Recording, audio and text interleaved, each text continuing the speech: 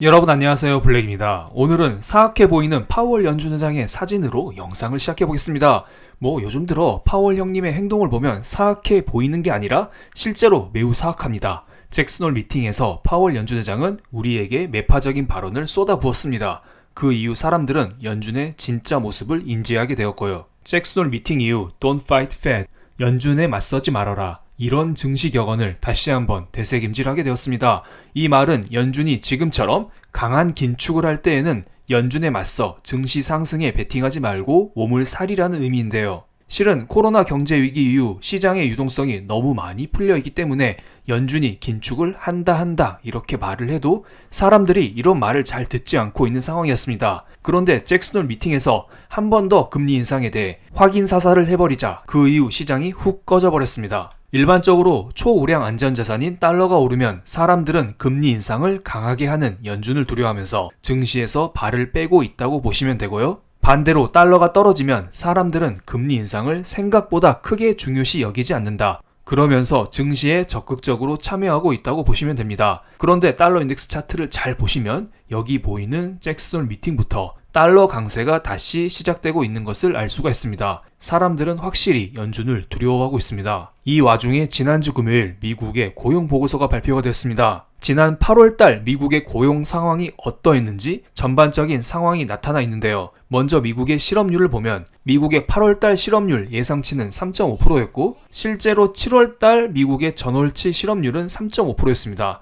하지만 실제로 까보니까 8월달 실업률은 3.7%로 조금 높게 나왔습니다. 생각보다 실업률이 높게 나왔습니다. 그리고 비농업 부문 고용자 수를 보면은 8월달 비농업 부문 고용자 수의 예상치는 30만 명이었습니다. 그리고 전월 수치는 47만 7천 명이었고 하지만 실제로는 예상치보다 소폭 상승한, 전월치보다는 대폭 하락한 30만 8천 명이 나왔습니다. 고용이 예상치보단 괜찮았지만 크게 뜨겁게 타오르진 않았다, 이렇게 우리는 알 수가 있습니다. 그리고 시간당 평균 수입을 보겠습니다. 전월 대비 상승률을 나타낸 것인데요. 예상치 0.4%, 전월치 0.5%, 이것들보다 모두 떨어진 실제로는 0.3% 임금 증가가 나왔습니다. 물가 상승을 유발할 수 있는 임금 상승률은 둔화되고 있고요. 실제 고용지수인 실업률과 비농업 부문 고용자 수는 크게 좋지는 않아 보입니다. 그렇다고 고용지표가 폭삭 주저앉은 것도 아니고요. 전체적으로는 고용이 부진해 보이지만 어떻게 보면 고용지수가 뜨겁지도 않고 차갑지도 않은 골디락스 구간에 접어들었다고 볼 수도 있습니다.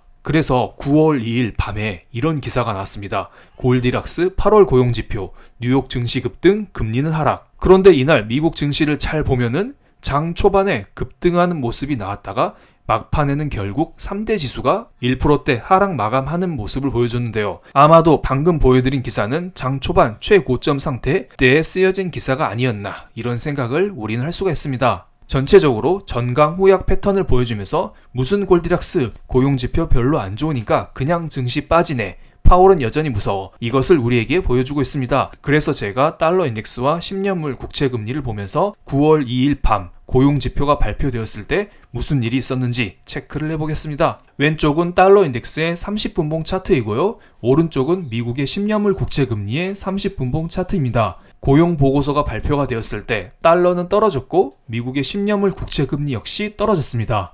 달러와 국채금리가 일제히 떨어졌다는 것은 사람들은 미국 경제가 약간 식었다고, 경제가 좋지 않다고 이렇게 인식하고 있는 것입니다. 그래서 이 두 가지가 동시에 하락했던 것이죠.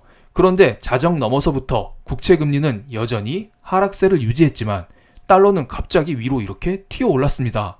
달러가 강하게 올랐다는 것은 사람들이 안전자산인 달러를 선호하고 있다는 것이고요. 그리고 10년물 국채금리가 떨어졌다는 것은 국채 가격이 올랐다는 것인데요. 사람들이 위험자산인 주식을 매도하고 안전자산인 달러와 국채를 모두 매수하면서 안전자산에 대한 수요가 강해졌다는 것을 알 수가 있습니다. 그리고 어느 한 구석에 무언가 악재가 발생하면서 증시가 떨어졌다, 우린 이렇게도 알 수가 있겠네요. 실은 이것은 지난달에 나온 뉴스입니다. 러시아의 가스 공급 회사인 가즈프롬이 8월 31일부터 9월 2일까지 유럽에 대한 가스 공급을 중단한다는 발표를 했었는데요. 그런데 이 말은 어찌 보면 9월 3일부터는 가스 공급을 재개할 수도 있다는 것이기도 합니다. 그런데 9월 2일 자정 이후 러시아의 가즈프롬은 이런 말을 했습니다.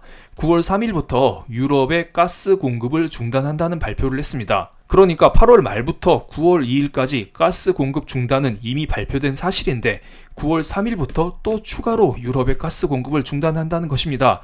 러시아 마음대로 하고 있습니다. 그리고 긴급한 정비 작업이 필요하다는 핑계를 댔습니다. 정말 가지가지 하고 있습니다. 그런데 유럽의 천연가스 가격은 피크를 찍고 지금 지속적으로 떨어지고 있습니다.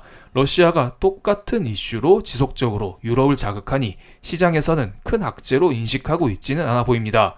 하지만 증시는 어쨌든 하락했고요.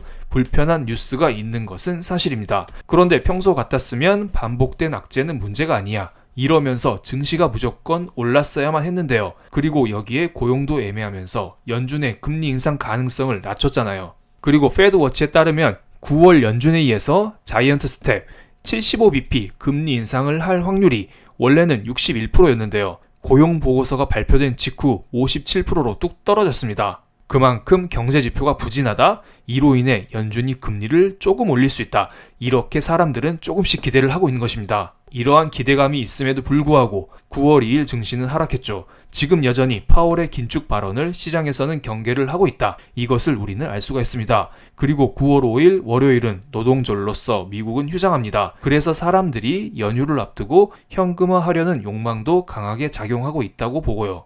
이것은 S&P 500 지수 차트입니다. 지난 한 달 이상 동안 베어마켓 랠리가 펼쳐졌습니다. 그리고 증시가 조정이 조금 나온 상태고요. 그리고 이 상황에서 증시가 위로 오를까 말까 하는 고민을 많이 보여주고 있습니다. 그러면서 S&P 500 지수 3,900을 강하게 지지를 하고 있는 것도 사실이고요. 아마도 시장은 9월 13일 CPI를 기다리고 있는 게 아닐까 이런 생각을 하고 있습니다. 그래서 그 이전에 반등할 여력은 충분히 있지만 강하지는 않을 것으로 보입니다. 골드의 가격을 볼까요? 9월 2일 증시가 하락했음에도 불구하고 골드는 이날 0.8%가 올랐습니다. 꽤 많이 오른 것을 알 수가 있습니다.